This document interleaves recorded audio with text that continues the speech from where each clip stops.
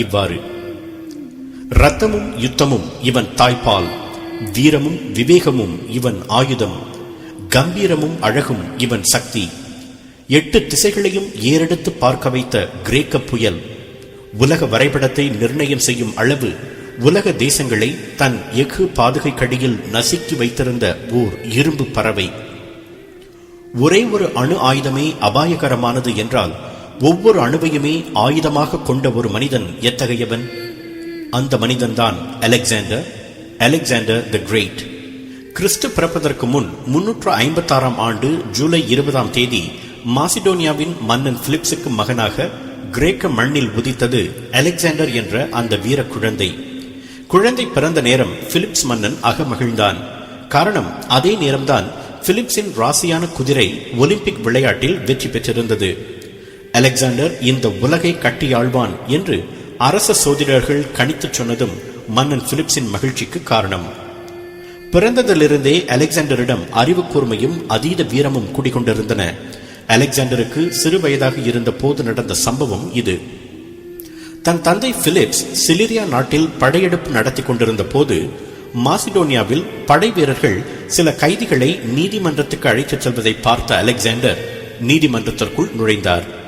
அங்கே அந்த கைதிகள் புரட்சியில் ஈடுபட்டதாக கூறி அவர்களுக்கு மரண தண்டனை விதிக்கப்பட்டது. இளவரசன் அலெக்சாண்டர் நீதிபதியை பார்த்து தான் ஏதாவது சொல்லலாமா என்று கேட்டார். இளவரசன் என்பதால் நீதிபதியும் இணங்கினார். அலெக்சாண்டர் கைதிகளுக்கு ஆளுக்கு ஒரு கத்தியை கொடுத்து, சிலிரியாவில் அரசர் பிலிப்ஸ் யுத்தத்தில் இருக்கிறார், அந்த யுத்தத்தில் பங்கெடுத்து நீங்கள் போரிட்டால் உங்களுக்கு விடுதலை என்று கூறினார். மரண வாயிலிருந்து தப்பிய கைதிகள் அலெக்சாண்டர் சொன்னபடியே போரில் கலந்து கொள்ளச் சென்றனர். உயிர் விலை மதிப்பற்றது, அதனை இழப்பதென்றால் அது தேசத்திற்காக மட்டுமே இருக்க வேண்டும் என்று தனது தீர்ப்புக்கான காரணத்தை விளக்கினார் அலெக்சாண்டர். நீதிபதிகளுக்கே இந்த நீதியை சொன்ன போது அலெக்சாண்டருக்கு வயது என்ன தெரியுமா? வெறும் 7 தான். அலெக்சாண்டரின் புத்தி கூர்மையை பறைசாற்ற இன்னொரு சம்பவம். வரலாற்றிலேயே மிக புகழ்பெற்ற குதிரையின் பெயர் புசிஃபேலஸ். எல்லா வித்தைகளையும் அறிந்த அந்த குதிரை பிலிப்ஸ் மன்னனிடம் விற்கப்பட்டது. அந்த குதிரை யாருக்குமே அடங்காமல் திடலில் குதித்துக் கொண்டிருந்தது. உன்னால் முடியாது, வேண்டாம் என்று மன்னன் பிலிப்ஸ் எவ்வளவோ தடுத்தும் அதனை தான் அடக்குவதாக கூறி களமிறங்கினார் அலெக்சாண்டர். குதிரை தன் நிழலையே பார்த்து மிரள்கிறது என்பதை சில நொடிகளில் புரிந்து கொண்ட அலெக்சாண்டர் சூரியனை நோக்கி குதிரையை திருப்பினார். குதிரை மிரட்சியை மறந்து அமைதியானது. கூடியிருந்தவர்கள் அலெக்சாண்டரின் புத்தி கூர்மையை கண்டு வியந்தனர். மிகவும் பிடித்து போனதால் அந்த குதிரையையே தனது சொந்த குதிரையாக்கி கொண்டார் அலெக்சாண்டர். அவரது இறுதி காலம் வரை கூடவே இணைந்திருந்தது புசிஃபேலஸ். அதனால்தான் வரலாற்றிலேயே ஆக புகழ்பெற்ற குதிரை என்ற பெயர் அதற்கு கிடைத்தது. உலகம் இதுவரை கண்டிருக்கும் மிகப்பெரிய சிந்தனை சிற்பங்களுள் ஒருவரான அரிஸ்டாட்டிலை தனது 13வது வயதில் ஆசிரியராக பெற்றார் அலெக்சாண்டர். என்னிடம் மாணவனாகும் தகுதி உனக்கு இருக்கிறதா என்று அரிஸ்டாட்டில் அலெக்சாண்டரை கேட்க, அதற்கு சற்றும் சளைக்காமல், எனக்கு ஆசிரியராகும் தகுதி உங்களுக்கு உள்ளதென்றால் உங்களுக்கு மாணவனாகும் தகுதி எனக்கும் உள்ளது என்று அலெக்சாண்டர் பதில் கூறியதாக ஒரு வரலாற்று குறிப்பு கூறுகிறது. ஒரு உலகாளும் கர்வம் அலெக்சாண்டரின் கண்களில் தெரிவதை கவனித்த அரிஸ்டாட்டில் நூற்றுக்கணக்கான நுணுக்கங்களை அவருக்கு கற்றுக் கொடுத்தார். கிமு 336ஆம் ஆண்டில் மன்னன் பிலிப்ஸ் கொலை செய்யப்பட்ட பிறகு தனது 20வது வயதில் அரியணை ஏறினார் அலெக்சாண்டர். அடுத்த 13 ஆண்டுகளில் துருக்கி, எகிப்து, பெர்ஷியா, ஆப்கானிஸ்தான், பாகிஸ்தான் என்று பல நாடுகளை தன் காலடியில் கொண்டு வந்தார். அவருடைய கடைசி ஆண்டுகளில் அவரது கவனம் இந்தியாவின் பக்கம் திரும்பியது. இந்து சமவெளியை கடந்து பஞ்சாப் மன்னன் போரஸை கடுமையான போருக்கு பிறகு முறியடித்தார் அலெக்சாண்டர். பின்னர் போரஸிடம் உங்களை எவ்வாறு நடத்த வேண்டும் என்று அலெக்சாண்டர் கேட்க, ஒரு மன்னனை போல் நடத்த வேண்டும் என்று போரஸ் கூறினார்.